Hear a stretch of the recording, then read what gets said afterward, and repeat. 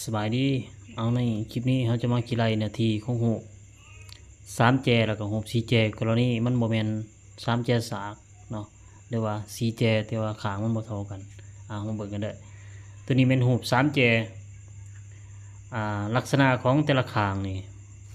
บ่เท่ากันแล้วก็บ่เป็นหูสามแจสากเนาะมันก็สิมีหลายสูตรอีกหนึ่งสูตรที่อาจารย์จะมาเสนอนี้แม่นสูตรกี่ไรเนื้อที่ซึ่งเท่ากับ5 ขัน 2ของ p เนาะคูณให้ p ลบ a เนาะ a เป็นขางนี้ก็แล้วก็คูณให้ p ลบ b b ก็เป็นขางแล้วก็คูณให้ p ลบ c เป็นขางนี้ซึ่ง p เป็นเครื่องลงหอบเนาะ p เป็นเครื่องลงหอบหมายก็ว่าเฮาต้องฮู้ลวงยาวของแต่ละขางเนาะแต่ละขางแล้วมันเป็นรูปสามแจลักษณะบ่สากแล้วก็บ่เป็นรูปสามแจเที่ยงเนาะเป็นเฮาสามารถใส่สูตรนี้ได้มาเบิ่งกันเด้อสมมติว่ารูปสามแจตัวนี้เนาะข้างนี้เท่า4ข้างนี้เท่า6ข้างนี้เท่า8แต่ละข้างบ่เท่ากันแล้วก็บ่เป็นรูปสามแจสากเฮาอยากไล่เนื้อที่ของมันเนาะเฮาลองใส่สูตรนี้เบิ่งเนาะว่ามันสิไล่แนวใดก่อนอื่นหมดเนาะเฮามาเบิ่งสูตรเนี่ยที่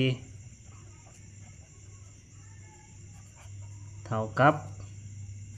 5 ขัน 2เขียนได้ p คูณ p ลบ a คูณ p ลบ b แล้วก็คูณ p ลบ c นี่เนาะเอามาสอบ p ก่อน p เป็นเครื่องลงหอบ p จะเท่ากับเอา3ข้างบวกกันแล้วก็หาร2เนาะมันเอาครึ่งหนึ่ง4 บวก 6 บวก 8เดี๋ยวส่วนให้2อันนี้เป็นครึ่งหนึ่งลงหอบเนาะเป็น10 18หาร2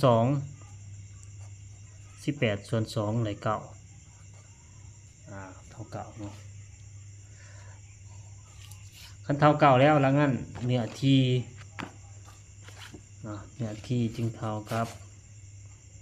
เท่าไหร่จึงเท่ากับ5 ขัน 2ของp มันเท่า9เนาะ9คูณให้p ลบ a เอาข้างไรก่อนก็แล้วเอาข้างนี้ก่อนเนาะเป็น9ลบ c ลบข้างนี้แล้วก็คูณให้9ลบเอาข้างนี้6คูณให้9ลบ 8เขียนตัวไรก่อนก็แล้วบ่เป็นหยังเนาะเพราะว่าคูณ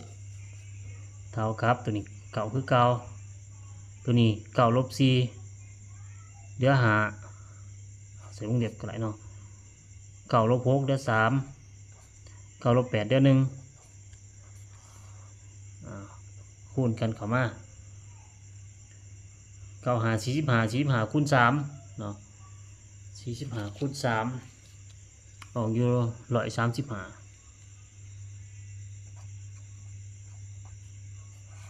เดี๋ยวถ้าว่าเขาถอนหักก็สิออกประมาณอยู่